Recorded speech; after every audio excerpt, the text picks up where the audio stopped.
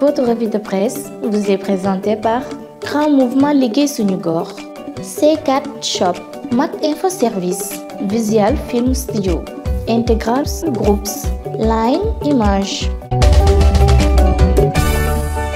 yéene kaay yeeg Mamadou Mohamed Ndiaye. jërë ngeen jëf Guinée Conakry ma ngay bëgg a yàq ubbi l'Observateur coowal ma gagné élection yeeg gagné woo élection yi am ci diggante Alpha Condé ak Cellou Dalein Diallo moo tàmbalee taal réew ma yéene kaay bi nañu ñoo ngi wax fukki doomi aadama yu ca ñàkk seen bakkan ca fukki yooyee ñaar ya ay policier lañu L'Astre bi nañu ñi faatu ca Guinée ginnaaw ba ñu génnee ci élection présidentielle yi ëpp na lim boobee fukki manifesté kat ak ñaar ñoo fa faatu ak benn takk der Vox Populi nañu fitna ju rëy ak bakkan yu bari yu tëdd fa la réewum Guinée toll gouvernement bi mi ngi wax nañu faatu ca manifesté yi ñoo ngi toll ci juróom-ñeenti doomi aadama candidat bi di Cellou Dalein Diallo moom di wax fukki nit ak juróom benn yu ñàkk seen bakkan ci manifesté yi enquête dina kay nañu wax ji yamul foofee ne li wokku Guinée xuri na doomi Guinée yi ci Sénégal ne gis nañu démb ci Ndakaaru ay manifesté yu fi jur fitna ay farandoy candidat bi di Cellou Dalein Diallo la ñu ne ñoo dem ci buntu ambassade Guinée fii ci Ndakaaru doon fa manifesté ambassadeur ba yéenekaay bi nañu alkaati yu bibi brigade d'intervention polyvalente ñoo demoon jëli ko ngir doon bañ manifesté kat ya defal ko bagage Vox Populi nañu jàppante bu rëy tàng jër moo amoon démb ci diggante ñi jàppal tànk Cellou Dalein Diallo ak takk der yi gis nañu fa ay wata yu ñu caxat-caxatee gis fa it ñu bari ñu ci jële ay gaañu-gaañu source wa di ñu xamal ne ci jamono ji ñuy xaare résultat élection présidentielle yewoon ca Guinée ca la fitna jojoolee ci réew ma law ba yegsi ci réew mi Walf Fadjri nañu Alpha Condé ma ngay na si pexem di stratégie yoo xam ne ba fu mu mën di yam du jural réewum Guinée jàmm ne ñoo ngi wax juróom-ñeenti bakkan yu tëddagum te dara xewul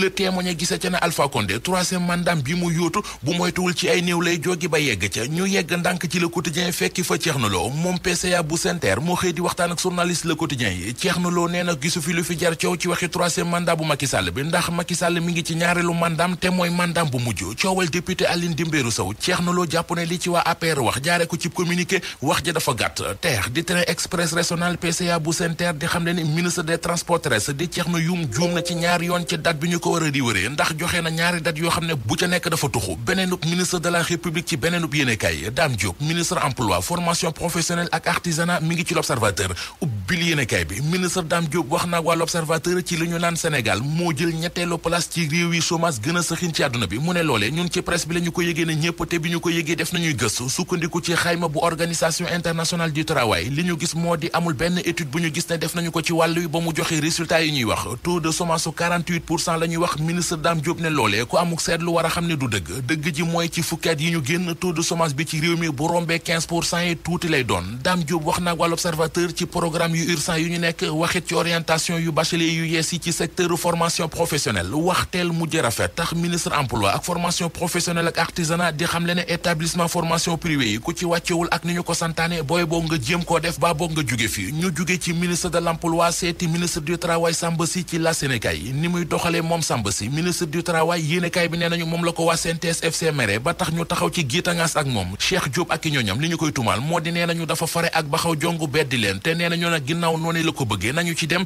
dina tàng jër ci moom tàngali góor jigéen yi mbambu ci réew mi l'Observateur xëy na di ca macc mu di xeeti tàngal yooyee ñu ne ay bonbon LGBT lañu ñu defe ko noo xam ne am na fooy bés da ngay gis ci tàngal bi ñaari góor ba ñaari jigéen yuy fóonante Omar Diallo di directeur commerce intérieur di wax ci l'Observateur ne produit boobee produit la boobu existé wul ci commerce intérieur l'Observateur nañu waaye Mame Matar Gueye bu ONC Jamra weddina loolee service commerce yi wax ñu wax ci ñaar fukki góor jigéen ak juróom yi ñu jàppoon ca Sacré-Cœur 3 extension ñu doon takkub sëy ci seen biir journal Les Échos nee nañu ñoom ñëpp ña nga ca kaso ba démb ci la ñu leen mandat dépôt waaye tuumay acte contre nature kese lañ leen di toppee libération mi xëy xuus bu baax ci procès verbalu enquête bi xamal ñu ne ci ñaar fukki góor jigéen ak juróom yooyu ñu jàpp am na ci élève buy jàngee ci lycée de la Fosse ak benn agent de sécurité buy liggéeyee ci université Cheikh Anta Diop bu Ndakaaru. Votre revue de presse vous est présentée par Grand Mouvement Liggéey Suñu Gox,